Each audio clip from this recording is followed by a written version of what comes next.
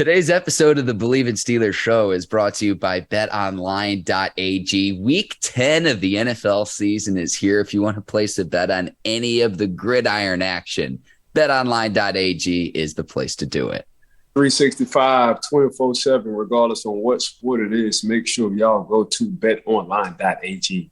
You head over to the website, receive your 50% welcome bonus today. Use our promo code Bleav, that's BLEAV, to get started. Bet online, where the game starts. All right, cue the music. It's time to start the show.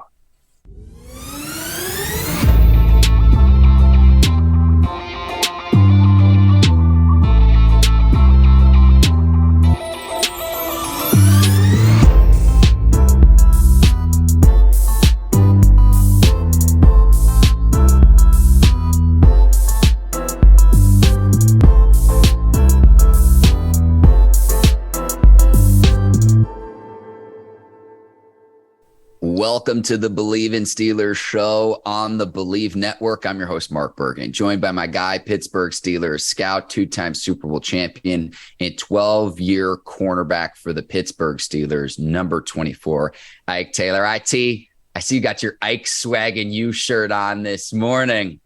Yeah, take a look. Swag had a nice little workout with the youngest this morning. We did 200 burpees, 200 squats, 200 box jumps, 8-minute planks. Ike, my carcass would be in your garage in Orlando right now if you put me through that workout. Hey, so we did intervals, so we did like a little clock rotation. So it wasn't too bad. Yeah, it wasn't too bad, Ike. You're making me feel guilty for sleeping in. Had election coverage at the station late last night. But we get to the matter at hand. The Pittsburgh Steelers coming off their bye week. TJ Watt appears that he'll be back from his injuries because he had the pectoral injury, had the arthroscopic knee surgery. It appears he's going to be playing, Ike, because the Steelers have waived outside linebacker Ryan Anderson. Wonder if any other outside linebackers are going to be added to the Steelers roster. It looks like TJ Watt's going to be back for the black and gold on Sunday. Ike, here's where I land at this. The Steelers sitting at 2-6 right now probably aren't going to make the playoffs. Certainly you want your best players out there playing and competing. You want to foster a winning culture. At the same time, you got to try to balance getting a good draft pick. And I'm not saying you outright tank because a losing culture can also be very contagious. Right. That's kind of my thought process going in, but I don't want to put words in your mouth. What do you think about Watt coming back for the Steelers? I mean, anytime TJ Watt is on the field, you already know his presence means everything, and when he does step on the field, the amount of plays he do play, he makes something good happen for the Pittsburgh Steelers, something bad happen to the opposing team. That's just what a former defensive player of the year do in TJ Watt. Every time he steps on the field, it's a play to be made. Every time TJ Watt steps on the field, he caused havoc. Every time TJ Watt steps on the field, either he's getting a sack or forced fumble, and just to know it, he's getting an interception as well. So TJ Watt, man, when you say TJ Watt, man, you just think of, I got a chance to win the ball game. And usually when you think of somebody else saying, I got a chance to win the ball game, you're thinking of a quarterback. But now for the Pittsburgh Steelers, when you say somebody who gives them a chance to be in or win a ball game, it's TJ Watt. Yeah, I use one word, Ike, and that would be game wrecker. And I look back to a season ago, he ties Michael Strahan's single season sack record. He also, by the way, led the league in tackles for loss, was the defensive player of the year. He broke that Strahan record despite missing 2 games. 3 games in which he played fewer than 50% of the team's defensive snaps. So that's why I say game wrecker. And we saw it in week 1 against the Bengals to where, oh my Lord, it's amazing. Joe Mixon survived getting hit in the backfield. And then the interception as well that we saw from him. And that was before he left the game with that pectoral injury, Ike. So game wrecker is the word that I would use in describing his on-field play. Yeah, Mr. All I Do Is Make Plays. That's TJ Watt. That's his middle name. It's TJ, all I do is make plays. Why? Because every time he's up on the field, all he do is make plays. Ike, I'm going to voice this as well. I know you're a little bit limited in what you can say as a scout for the Steelers, but you've got to be thinking from the standpoint of, hey, if the team loses, I get a better draft pick. So it's actually kind of a win-win for Ike Taylor. But again, I go back to, if TJ Watt is playing, Steelers at 2-6 right now. If he plays in the last 8 games, I'd argue that perhaps the Steelers have a 3-5 record, maybe a 4-4 record. A season ago, when he's getting double, triple teamed late in the game against the Seahawks, strip sack of Geno Smith, Devin Bush recovers, Steelers get the ball back, kick a field goal, go on and win that game. That's the caliber of player we're talking about, Ike. I remember we did a Taylor Talk X's and O's plays breakdown of that specific play where this is not a hyperbole. He's going up against a triple team and still finds a way to make a play. When Watt lines up over an opposing team's right tackle, and most quarterbacks in this league are right-handed, it makes the opposing offense's life. It just makes the opposing offense's life a living hell. Like, I have no other way of putting it than that, and I'm being polite. Yeah, with TJ Mark, well, first of all, to answer your first question, you don't want to tank the season. Pittsburgh already got 2 second-round draft picks, so that's a first, 2 seconds, and a third. Okay. So they'll put us in a good situation, period. But like I say, man, just TJ Watt just being on the field, you already know something good is about to happen your way. That's just what his resume says since he stepped into the NFL. So he always giving somebody a chance. And again, I say this again, usually when you think of somebody giving a team a chance to win, it's usually a quarterback. But for the Pittsburgh Steelers standpoint, it's TJ Watt. I push back a little bit here because I go to Devin Bush being the highest draft pick in the Mike Tomlin era, traded up to get him at number 10 in 2019. And before that, the highest draft pick. I mean, it's been years. You got to go all the way back to 2000 when Plaxico Burress drafted 8th overall for the Steelers. Now, I will say this, though, too, Ike, and to argue against my own point, I look back and I go year by year, and it's like every other year, whoever the Steelers drafted the first round goes on and becomes a Pro Bowl player. So I just want to see the Steelers get some blue chip players that can be true difference makers on this roster. And that's what I'm weighing of, okay, if you're not going to contend this season, how can you set yourself up for success in future seasons? No, you still got to contend. You can't look for the offseason. For the offseason, it's guys like me, evaluating, seeing guys in college who could possibly join the Pittsburgh Steelers. But as a coach and a coaching staff, you ain't never looking towards the offseason during the season. That's just a good recipe of getting fired early, So you still want to finish the season out strong. I mean, if your job is coaching during the season, that's exactly what you got to do. Coach Tomlin says it best: win the game or win it. And if you're not winning by the end of the season, it's a lot of things that's going to happen.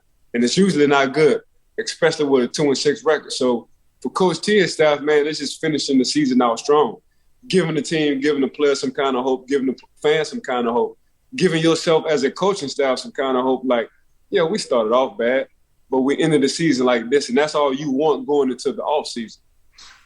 We'll see what happens. I certainly hope the offense is better.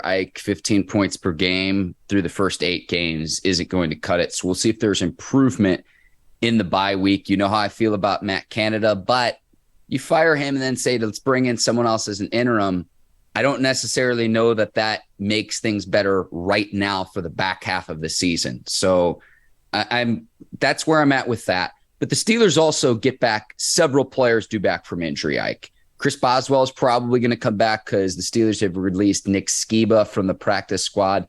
DeMonte Kazee, a defensive back who broke his forearm in the preseason, he expects to be activated before Thursday. He had 9 screws and a plate put in as well. And so he told media members he's going to look like Iron Man, but hopefully the Steelers can get some help in their secondary because you bring William Jackson III over for the Commanders as well, and you try to solidify things there.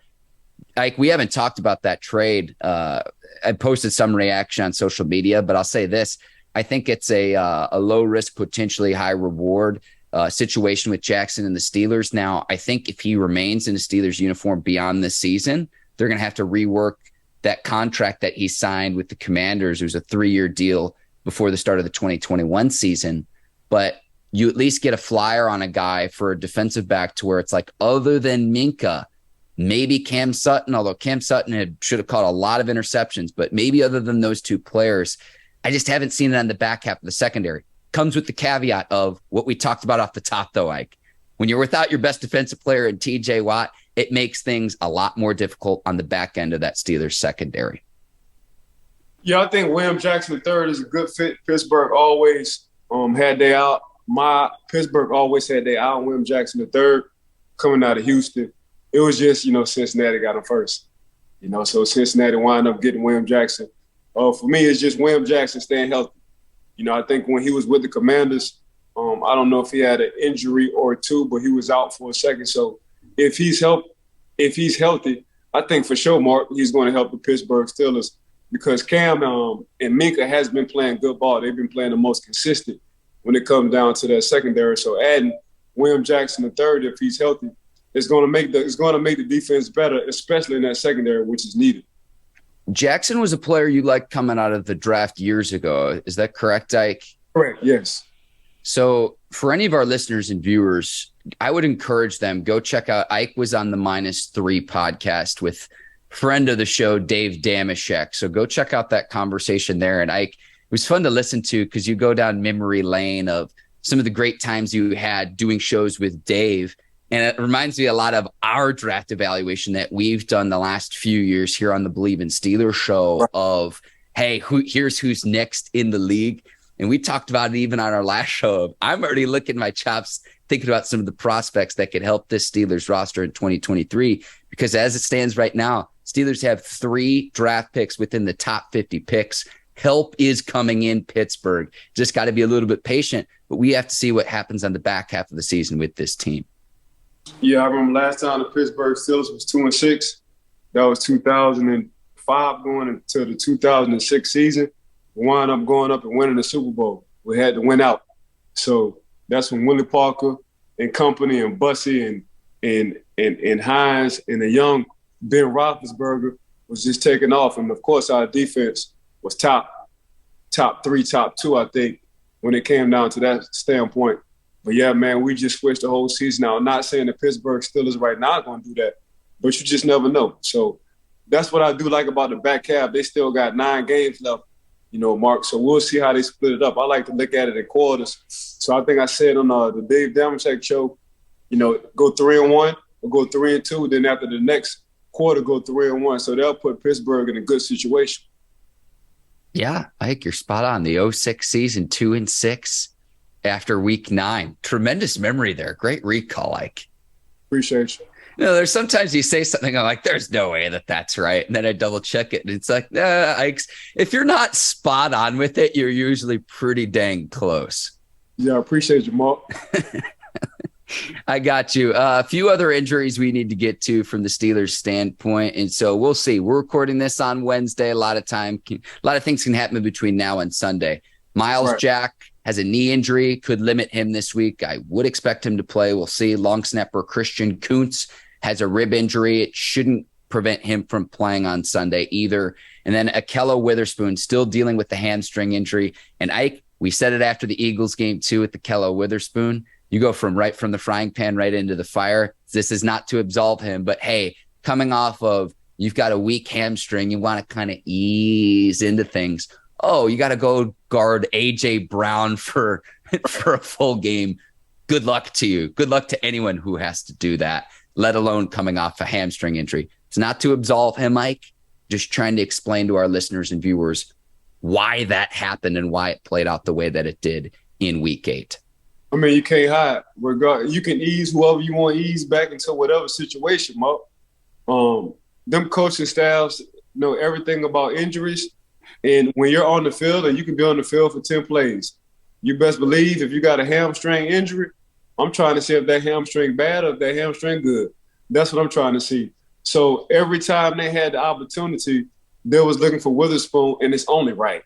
And Witherspoon didn't play that much in that game, but every time they saw 25 over there, they was going for 25. And if I was an opposing team, that's exactly what I would do. So that's why these coaches try to say less is possible when it comes down to injuries, especially on the outside, because if you put that out there, I don't care if you only got 3 plays. I just need one good play from AJ Brown to handle his business, and that's exactly what he did in that Philadelphia Eagles game. Yeah, because you're you're on an island, Ike. You're on your own a lot of times. And even if you have safety help over the top, you saw what he could do against the Steelers. And Ike, this is a perfect segue talking about injuries, because we'll go to week 10, keys to the game. But before we do, I saw that Mike Tomlin was mentioning the injuries to Najee Harris, saying, and this is a direct quote, let me read the full thing. He says, quote, "He's playing, and so obviously he's healthy enough to play. I'll let him speak to that, but both guys have been available to us. We've gotten some awesome contributions from Jalen, and it's reasonable to expect that to continue." End quote. Coach Tomlin being a little bit coy about the severity of what's a lower body injury, foot injury to Najee Harris, who went into the season with this. Maybe he can get right after the bye week, get a little bit of rest. But Ike, given his level of production compared to what we saw a year ago, given a young offensive line that hasn't gelled together, number one, I don't think Najee Harris is fully healthy. But then number two, it's not all on him either. The line has not been great. That's one of the things I want to see the Steelers improve in the offseason at this draft. You make Jaylen Warren the feature back. I don't know that it solves really anything. I have a lot of stats showing that he's been better than Najee this season. But I go back to square one. Najee Harris is not healthy right now. And you see a lower level of production compared to when he was a Pro Bowler a year ago. Point blank period. It's just my humble opinion. I think it's the truth. Yeah, I'm not going to disagree with that. If he's not healthy, I'll definitely play Jaylen Warren a lot. And the reason why is because we have an offensive line that doesn't have chemistry. You have an offensive line that's hurt. You have an offensive line, if I feel just like the secondary, if them guys not on the same page every time, they're going to wind up being holes, and that's a hole you don't want coming on the offensive line, because that's the foundation. That's exactly where it starts. You got an offensive line who've been having a lot of guys who's been in and out regardless of injury or play. That's something you don't want. So when you do look at the Najee Harris, production, his production wasn't like last year also, because he don't have a Ben Roethlisberger who can freestyle and can make something out of nothing. He has a rookie quarterback. He don't have an offensive line that he had a couple of years ago. So, yeah, he was a Pro Bowler. And on top of that, if you feel like he's not healthy, well, there you go. That's three things that's not working for Najee Harris and the Pittsburgh Steelers. A rookie quarterback, an offensive line that has no chemistry because they shuffling guys, and a Najee who is unhealthy right now, if you think so. So that's just not a good look now for Jaylen Warren. Coach T said it best. He will get more opportunities because that's just what he do. He's been productive every time he stepped on the field, whether it's picking up a blitz on a third down or a second down, or whether him coming out the backfield, him just making plays and running hard. Jaylen Warren has earned his right to get more plays, get more playing time for the Pittsburgh Steelers in my mind. I'm with you, Ike, and I've been critical of Najee, but when I read this quote, Ike, it was like we might need to reevaluate him in years 3 and 4 to see. I need a bigger sample size, and I don't think it's all just been on Najee this season. I've been very critical of the running game overall, considering the Steelers still don't have a rush beyond 20 yards this season. You've got to be able to have someone who can take it the distance. I'm not saying on every drive or every play, but just to keep a defense honest. And again, you go back to it's this never-ending circle, and it's like, Ike, it's like the Spider-Man meme where everyone's just pointing at each other because of what the problems have been with this offense. Yeah, I mean, when it gets down to that, you got to start looking at how can I help the team? It's easy when you're struggling and you're losing to point the finger. But when you want to become a we instead of a me, just look at the teams who win it. It's always something they got going on that sideline or off the field, or just as a coaching staff or as a player. They got something we going on. You look at the Minnesota Vikings with Kirk Cousins. It just look like a we thing. You look at Kansas City, it's just like a we thing. You look at the Buffalo Bills, it just look like a we thing. You look at the Philadelphia Eagles, it just look like a we thing. What we doing, not what I'm doing. So when you look at these teams who are very productive, who are having fun in the NFL, it's just a whole lot of we going on, and they're holding themselves accountable as well. Keys to the game against the Saints, it's pretty simple for me. Michael Thomas out. Can you stop Alvin Kamara in space? I've seen him do it. dating back to his days for the Tennessee Volunteers. I worked in Knoxville at the NBC affiliate then when he was going at Tennessee, doing his thing, and then he goes on to the league and has been a force for the Saints since he stepped onto the field in the NFL. For me, it's as simple as that. Andy Dalton does not really strike fear in my heart. This is a struggling Saints team in a struggling NFC South division going against a struggling Steelers team at home coming off a bye week. But it's as simple as, can you stop Alvin Kamara in space? Because he can do it out all of the backfield. He's not just your traditional running back of, hey, we're going to snap the ball and hand it off to our back. No, he's a great pass catcher as well. And he creates mismatches, he has a great ability. His pass catching ability is as good as any back in the league. No, you know, Kamara, he's the ultimate mismatch. And he's smooth at doing it. It looks like he's not running fast until you see him on tape. And he's running past everybody. He just has super, super patience. And when he sees the hole, he got a great little burst. Now, for me, it's Chris Olave, who I thought was one of the best right now ready receivers coming out of Ohio State as a rookie. And you seeing exactly what Chris Olave is doing. His IQ is high as a mug. He's super savvy. He's super smooth when he's running his routes. He can beat you in man. Not only that, he can sit down in the zone, and he can be quarterback friendly. So for me, with the Pittsburgh Steelers secondary struggling right now, it's Chris Olave. But for you, what you said, the ultimate mismatch is Alvin Kamara coming out in the backfield, lining up against linebackers or safeties who got to put him in check. Yeah, and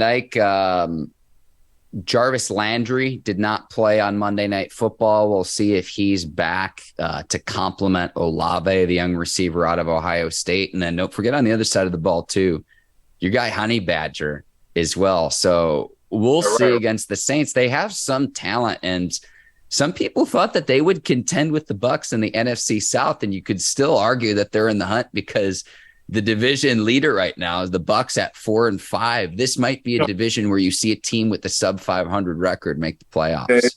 But you start to see Tom Brady warm up. And that's what I be telling people all the time. It's not how you start, it's how you finish. The last 5 or 6 games of the season, you want to be one of them teams who warming up. And you can see it. You can see it in Tom Brady's face. You can see it in his body language. You can see it in his eyes. Around this time, this is exactly when that man warms up, and he know exactly what he's doing. He know exactly how to get his team riled up and get ready to make a push in the playoffs. So I will tell you from this point, and I'm going to go on to say it early, when they get back healthy, because they're not healthy, we have a strong opportunity of seeing the Tampa Bay Buccaneers back in the Super Bowl. Wow. Can we circle back to this when we go to the Bucs Seahawks picks? Because that game will be in Germany. I want to continue this conversation, but remind me when we talk Bucs Seahawks, why you think that? I know you mentioned Brady and everything, but for me, from what I've seen from a Buccaneers team that cannot run the ball this season, very surprising to me. We're going to circle back to that, though. We will circle back to that. I got to give a running back. They took Fournette. I don't think Fournette is going to be the starter anymore at that running back position. So we shall see. But I'm telling you that I'm just saying Tom Brady. I know that look from Tom Brady, and it's about that time right now. Because when you lose, you learn a lot from losing. And right now, the Philadelphia Eagles, they're hot right now. So for me, I would like them to go on and lose early to see how they bounce back later on, then going through the season and to the playoffs and not know how to lose and lose in one of them games. So for me, I just know, man, I ain't never betting against Tom Brady ever. I'm with you in this regard too, though, for this specific season, Ike. At the very top of the NFC, you've got the Eagles, you've got the Vikings. I know the Cowboys and Giants have been just a tier below that. But there seems to be a void in the NFC right now of who's actually good in this conference, which teams are actually good. So Psychic Ike Taylor coming out here on the Bleav in Steelers show. Yet again, we've seen it before. Let me give a quick score prediction, and my Steelers picks have been awful. I'm reluctant to pick the Steelers because I've been wrong, and you can fade my picks and make some coin at betonline.ag. I'm taking the Steelers at home with TJ Watt coming back, Ike. Got the Steelers winning 24-20 against the Saints. Saints are a 2.5-point road favorite at Acrisure Stadium. Yeah, I'm gonna take this. I'm gonna take the same points. I'm gonna go to betonline.ag and take your score. And I'm going for the Pittsburgh Steelers as well. I think coming off the bye week, this is exactly what the Pittsburgh Steelers need. They need to be at home.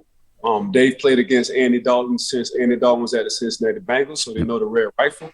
So, and I think, you know, TJ Watt, this is why you paid. This is why you enjoy it. This is why you like seeing TJ Watt, because of what he do on defense and his just presence being on the field for the organization means a lot to them boys on the field.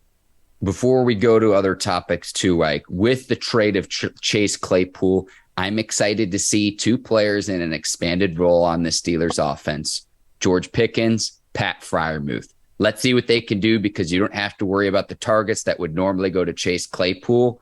I'm ready to rock with those two players. Freiermuth in year 2, Pickens the rookie. Let's see what they can do with an increased workload and deliberate game planning, getting those guys the football, getting them targets early and often. Yeah, I mean, for Kenny Pickett, I think Freiermuth have been one of his go-to targets. But George Pickens, hands down, in my mind, just the best offensive player. Just hands down. I think George Pickens said he's an alien, and the man wasn't wrong about that. He's definitely an alien. You just get him started early and often. Is that going to be our new nickname for George Pickens? He might need a nickname, Mike. We can call him the Alien. We can start it here on the Bleav in Steelers show. Yeah, just call him Gal. George Alien Pickens.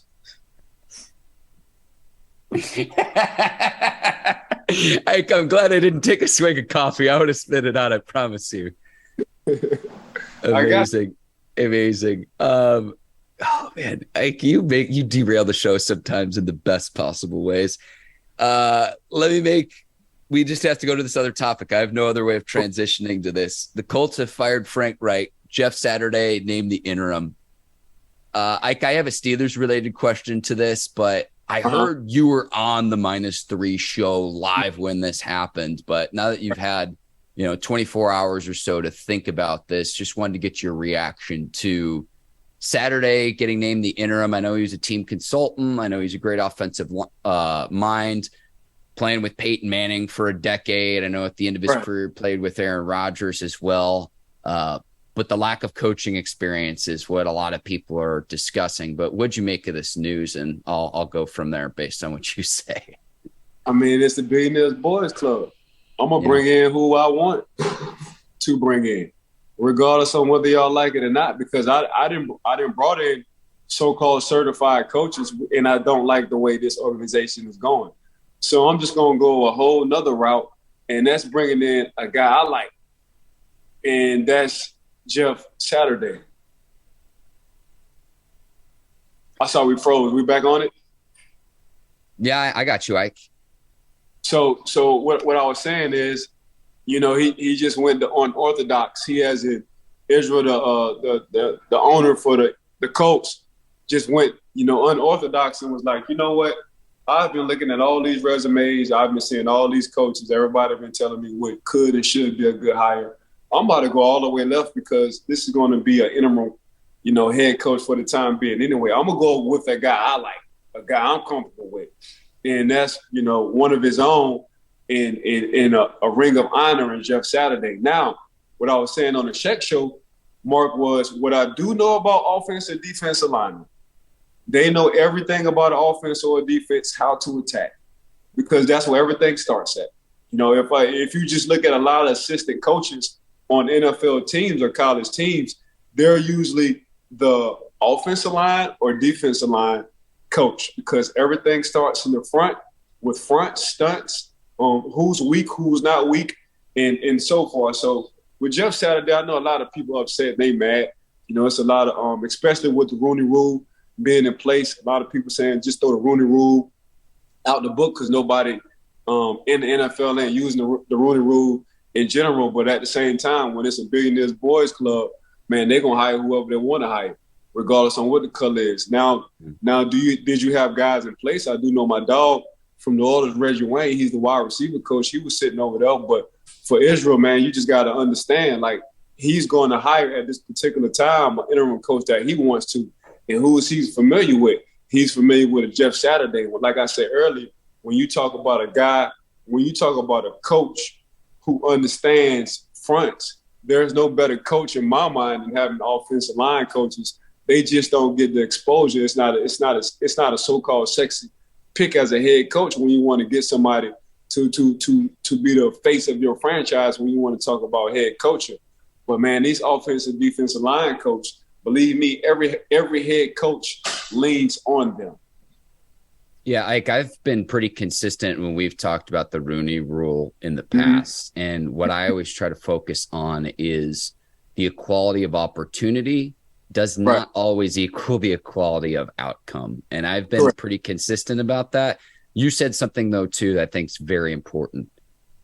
Jeff Saturday is going to be the interim coach, meaning unless he runs the table and the Colts just flip the switch, which isn't going to happen with Sam Ehlinger as your quarterback.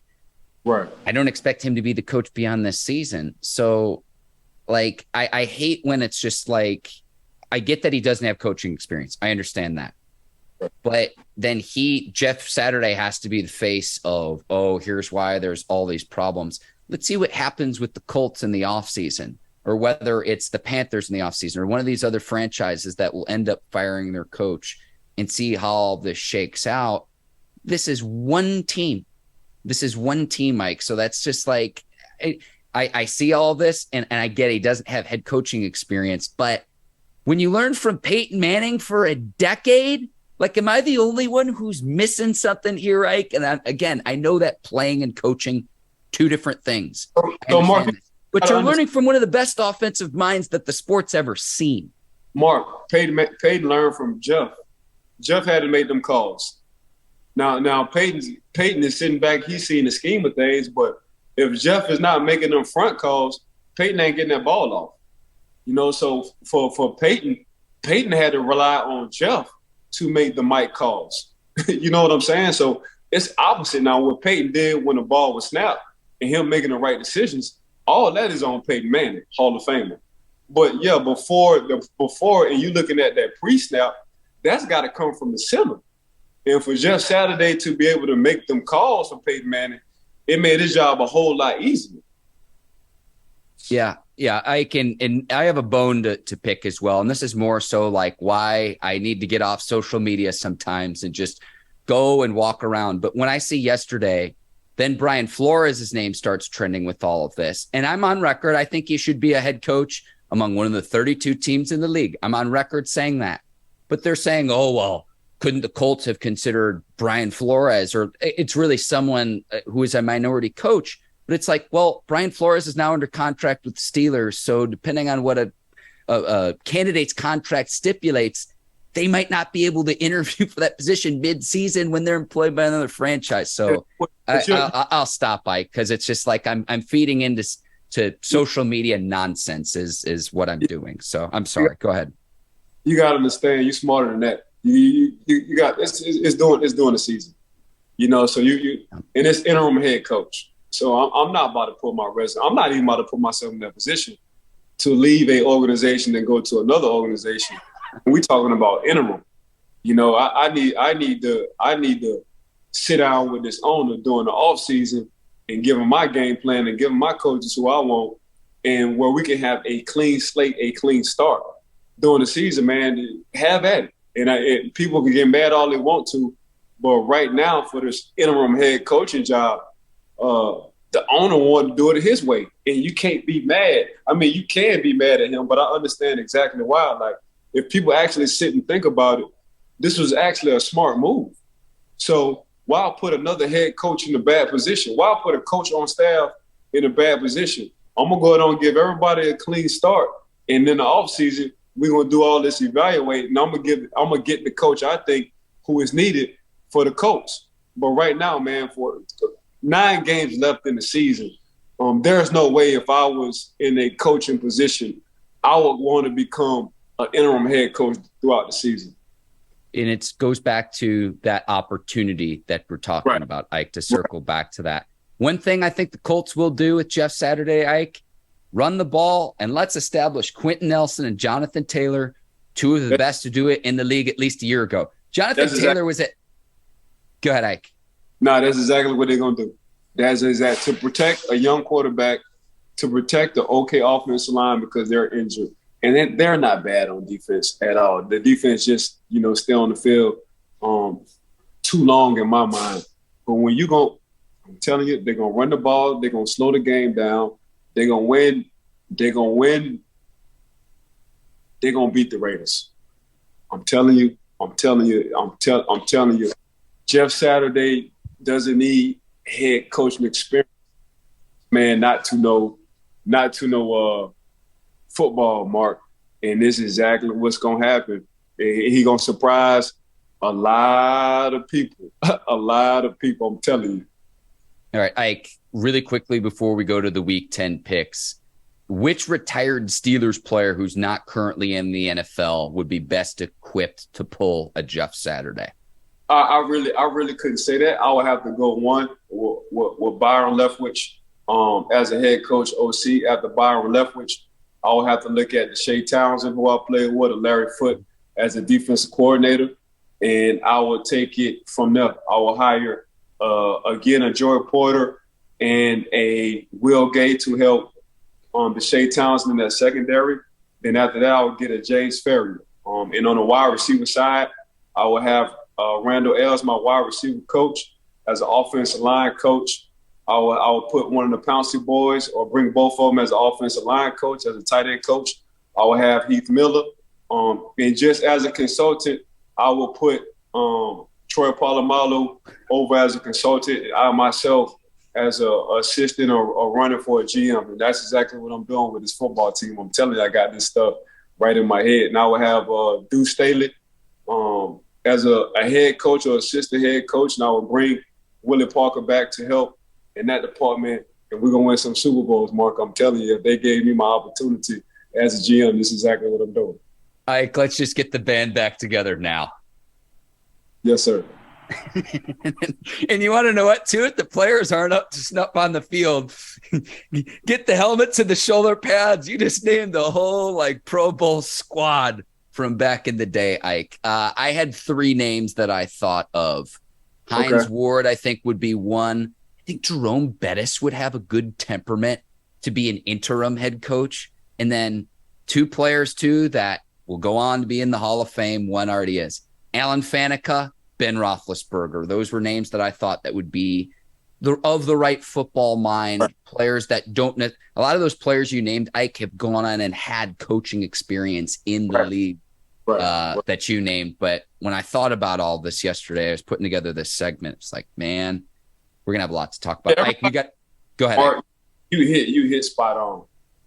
Bussy, Red, which is Alan Faneca, Hines, which he's coaching this new league in San Antonio right now. He's the head coach as well with the Rock and company. So everybody you just named, spot on. I think Joey Porter's with Hines too, as well. I think Bussy would be a great marketing guy. Bussy would fit well with just teaching young guys how to be a professional, how to market themselves, staying out of trouble, how to get as much money off the field as possible, because that's just what he do. I think Bussy would be grandpa.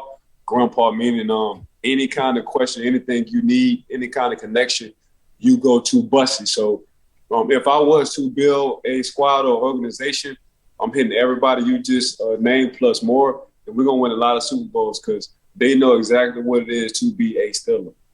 Ike, Super Bowls. I like the plural, the S on the end. I like that. 100%.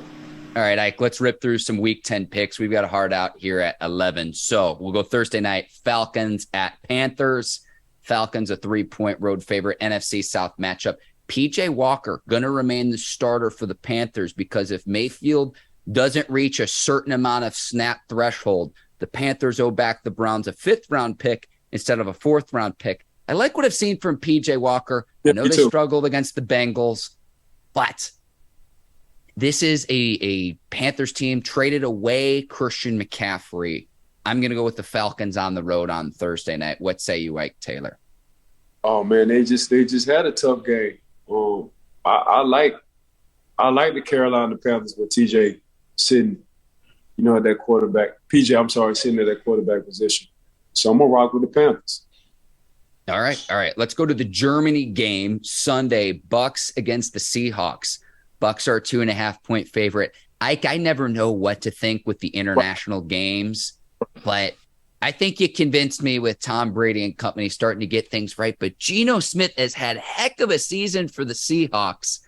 Just the way both teams are going this season, I'm going to take the Seahawks over in Europe. Again, this game in Germany. Bucks, Seahawks, who you got, Ike?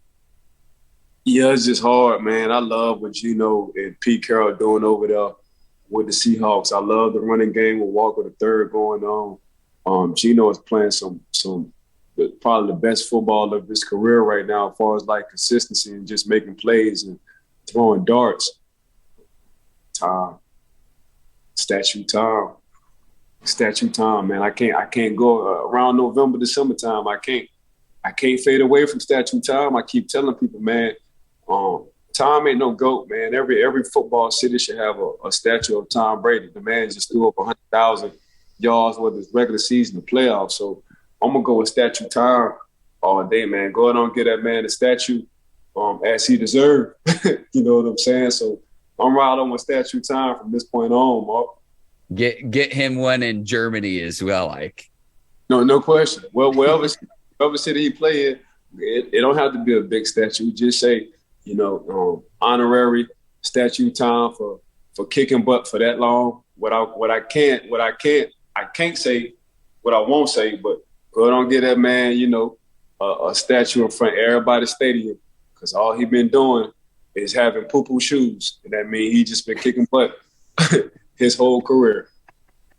Get a little marker. You know how you see in some towns where it's like this historic event happened here, it'd be like Tom Brady happened here, and we can be in Germany 50 years from now and be like, Tom Brady, is this a typo? No, it's not. You know how we used to write on our desk in middle school, like so and so was here. Like go on, get that man in the street or something. Get him a small statue, and Tom Brady was here at this date, at this time, on this year. I love it, Ike. Perhaps to the best weekend matchup, Vikings at Bills. Vikings are 7-1. Minnesota's only loss came against the Eagles earlier this season. Bills are 5-point favorites at home, but coming off a loss to the Jets in week 9. Ike, who you got in this matchup between these two powerhouse teams? Yeah, if Josh plays, we're going to see what Josh Allen elbow injury look like. If he play, the Bills got action. If he don't play, the Bills going to lose. I'm with you there. If Ike, say less. And there's a reason Josh Allen has been among the MVP favorites. Right. Speaking of MVP favorites, Jags at Chiefs. Patrick Mahomes right now, the odds-on favorite. He has overtaken both Jalen Hurts and Josh Allen right now to win MVP. I think it'll swing back to Allen, but this is going to be a huge week in determining this MVP race. I think Hurts has had his push. We'll get to Hurts in a bit with the Monday night matchup. But Chiefs at home, 9.5. It's a little bit high against the Jags, but I do think that they cover and take care of business at Arrowhead against a struggling Jaguars team. I'll take the Chiefs at home on the money line, throw that in a parlay is what I would do. What say you, though, Jags and Chiefs?